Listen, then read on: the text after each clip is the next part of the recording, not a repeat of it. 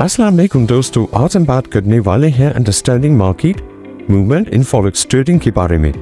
यानी forex market असल में कैसे मूव करती है। ज़्यादातर नए लोग समझते हैं कि मार्केट बगैर किसी वजह के ऊपर नीचे जाती है, लेकिन हकीकत ये है कि मार्केट हमेशा एक स्ट्रक्चर को फॉलो करती है। जब आप इस स्ट्रक्चर को समझ लेते हैं तो ट्रेडिंग आपके लिए काफ़ी आसान हो जाती है।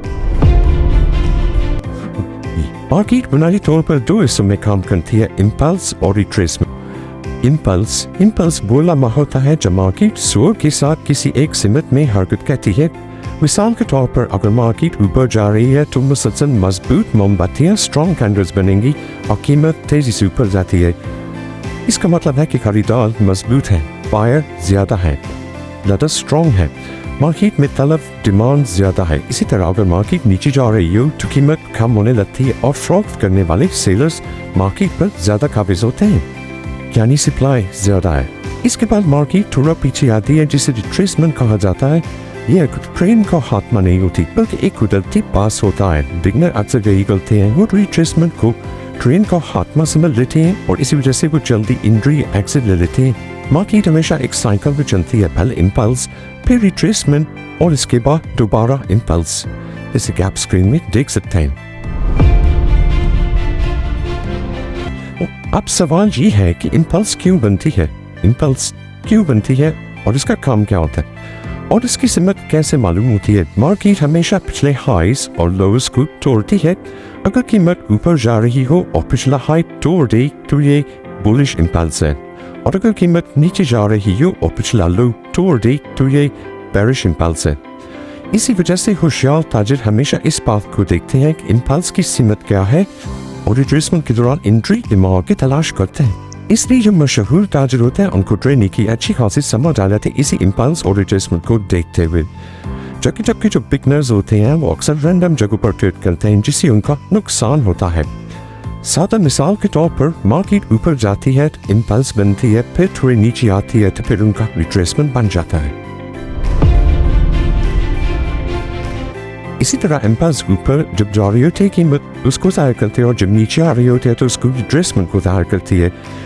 अगर फिर दोबारा ऊपर जाकर हाई तोड़ती है तो ये नया इम्पल्स है और यही पैटर्न मार्केट का स्ट्रक्चर कहलाता है। इस स्ट्रक्चर को समझकर आप ट्रेडिंग डिसीजंस बेहतर से बेहतर तरीके से ले सकते हैं और अपनी ट्रेडिंग को महफूज कर सकते हैं।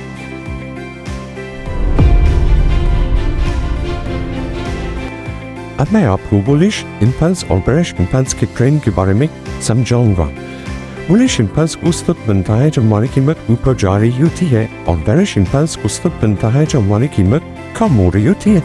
जैसा कि हमने पिछली वीडियो में भी डिस्कस किया था कि जो बुलिश ट्रेंड होता है वो कीमत के बढ़ने को जाहिर करता है और बेरिश ट्रेंड कीमत के कम होने को जाहिर करता है।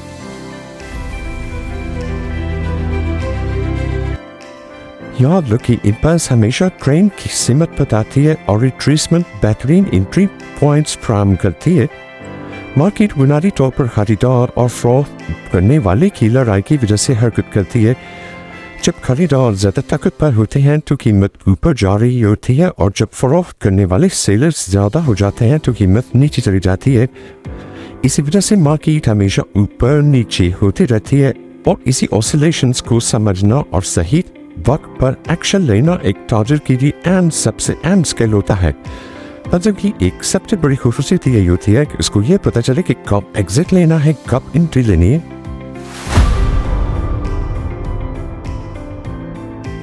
तो मजीद जो बिगनर्स होते हैं वो अक्सर रैंडम सिग्नल देखकर ट्रेड करते हैं, जबकि जो एक एक्सपीरियंस ट्रेडर्स होते हैं वो हमेशा इम्पल्स और रिट्रेसमेंट के सिग्नल्स पर नजर रखते हैं ताकि सही वक्त पर बेहतरीन एंट्री और एग्जिट के मौके हासिल कर सकें। याद रखें, डिमांड ऊपर जाने वाली प्राइस की वजह से होती है और सप्लाई नीचे जाने वाली प्राइस की वजह से होती है। डिमांड हमेशा ऊपर जाने वाली प्राइस की वजह से होगी और सप्लाई नीचे जाने वाली प्राइस की वजह से होगी। अगर आप सिर्फ इम्पल्स और रिट्रेसमेंट को ही अच्छी तरह से समझ जाएं तो आपकी ट्रेडिंग सबसे ज़्यादा आसान हो जाएगी। ये दोनों कॉन्सेप्ट आपको मार्केट की सिमत दिखाते हैं, बेहतरीन एंट्री लेने और गैर ज़रूरी रिस्क से बचने में मदद देते हैं। स्मार्ट ट्रेडर्स हमेशा ट्रेंड के साथ चलते हैं और रिट्रेसमेंट पर एंट्री लेते हैं, जबकि बिगनर्स रैंडम ट्रेडिंग करते हैं अक्सर नुकसान उठाते हैं और इसी नुकसान से बचने के लिए हमें रिट्रेसमेंट और इम्पल्स को अच्छी तरह समझ लेना चाहिए, क्योंकि हमें एंट्री और एग्जिट के मौके पता चल सके और हम सही वक्त पर सही एंट्री और सही एग्जिट ले सके।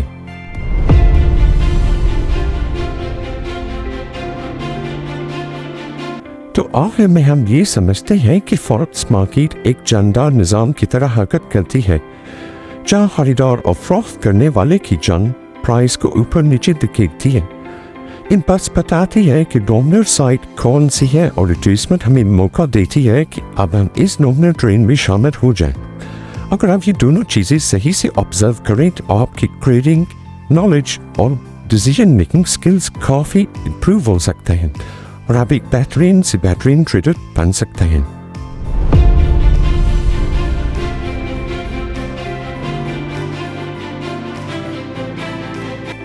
तो आज हमने सीखी है basic movement in forex trading.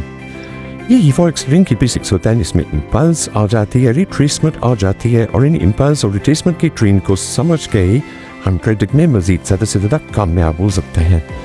इसके अलावा हमने अपनी लास्ट वीडियो में अंडरस्टैंडिंग द कैंडल का एक बहुत ही इंपॉर्टेंट टॉपिक पढ़ा था और जिन लोगों ने वो पिछली वीडियो नहीं देखी तो वो हमारे चैनल पर इससे पिछली वीडियो भी मौजूद है, अब वहाँ जाकर आसानी से वो वीडियो भी देख सकते हैं।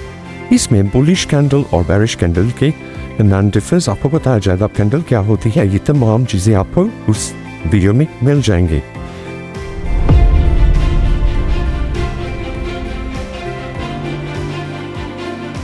और आज हमने सीखा है basic movement in forex trading और इस तरह की मज़ीद और इंफॉर्मेटिव वीडियो हासिल करने के लिए इस चैनल को सब्सक्राइब करें, लाइक करें, शेयर करें एंड तब तक के लिए अल्लाह हाफिज़।